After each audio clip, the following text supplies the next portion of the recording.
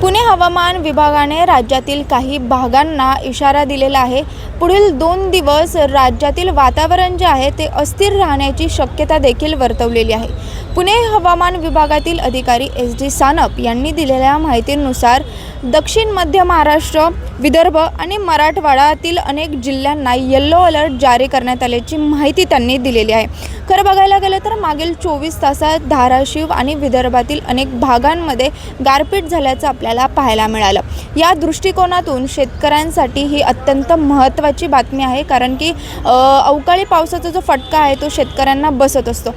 पुढील 2 दिवस म्हणजेच 20 मार्चपर्यंत अशीच परिस्थिती राहण्याचा अंदाज वर्तवण्यात आलेला आहे। त्याच्यामुळे नागरिकांनी आणि खास करून शेतकऱ्यांनी सतर्क राहण्याचं आवाहन जे आहे ते करण्यात आलेलं आहे। पुणे विभागातील अधिकारी SD सानप यांनी नेमकी काय माहिती दिलेली आहे, कशा प्रकारे वातावरण असणार आहे पाहूयात।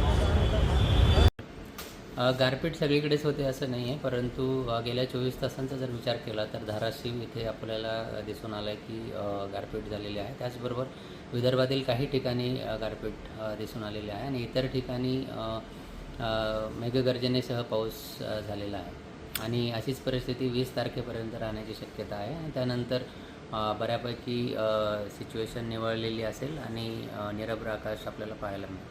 सर, तुमच्याकडून अनेक जिल्ह्यांना येलो अलर्ट देण्यात आलेला आहे। कोणकोणत्या जिल्ह्यांना हा येलो अलर्ट असणार आहे?